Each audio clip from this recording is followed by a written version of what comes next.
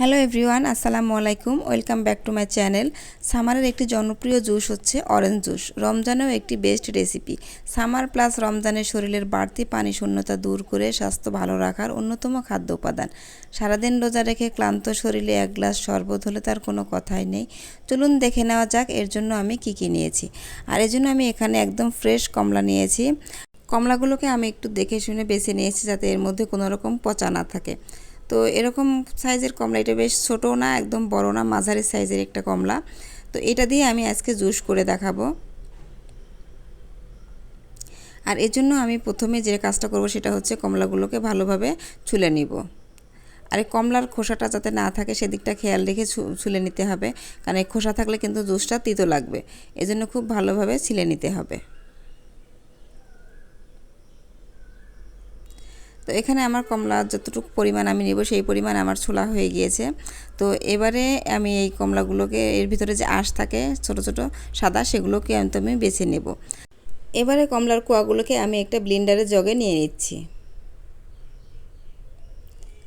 নিয়ে এর মধ্যে আমি এখন 2 টেবিল চামচ চিনি দিয়ে দিচ্ছি। চিনিটা আপনারা আপনাদের স্বাদ অনুসারে অ্যাড করতে পারেন। আর সামান্য একটু লবণ দিচ্ছি এবং পরিমাণ মতো একটু বিট লবণ দিয়ে দিচ্ছি। আর এই বিট লবণটা দিলে কিন্তু শরবতটার টেস্টটা কিন্তু অনেকটাই ভালো হয়। এবং 1 গ্লাস ঠান্ডা পানি দিচ্ছি। এখানে আপনারা ঠান্ডা পানি না দিয়েও কিন্তু আইস দিতে পারেন। তো এখানে আমি ঠান্ডা পানিটা দিয়েই ব্লেন্ড করে নেব। আর যাদের ডায়াবেটিস আছে তারা কিন্তু চিনিটা অ্যাভয়েড করে এখানে মধুটা ইউজ করতে পারেন। তো এখানে আমার ব্লেন্ড করা হয়ে গেছে দেখুন। আর এটা কিন্তু আমি 30 সেকেন্ডের মতো ব্লেন্ড করেছি এবং বন্ধ করেছি ব্লেন্ডারের সুইচটা।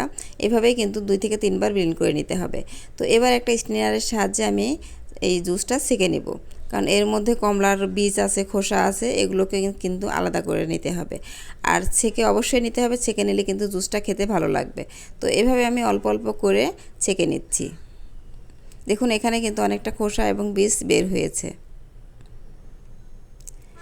এবারে যে জুসটা আমি পেয়েছি দেখুন, একদম অরিজিনাল, একদম অর্গানিক একটা জুস। তো এটা খেতে যেমন দারুণ, কিন্তু এটা স্বাস্থ্যের জন্য উপকারী। তো এখানে আলহামদুলিল্লাহ আমার জুসটা একদম কমপ্লিট হয়ে গিয়েছে। এবারে জুসটা আমি গ্লাসে নিয়ে পরিবেশনের জন্য রেডি করে ফেলবো।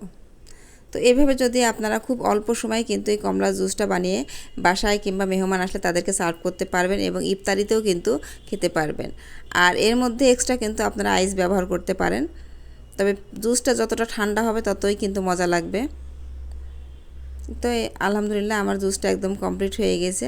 আপনারাও কিন্তু ইচ্ছা করলে বাসায় 5টা মিনিট সময় দিলেই কিন্তু এই জুসটা আপনারা একদম কমপ্লিট করে নিতে পারবেন। তো আমার এই রেসিপিটা যদি সব ভালো লাগে থাকে তাহলে অবশ্যই সবাই বাসায় ট্রাই করবেন। ধন্যবাদ সবাইকে, দেখা হবে নেক্সট রেসিপিতে। আল্লাহ হাফেজ।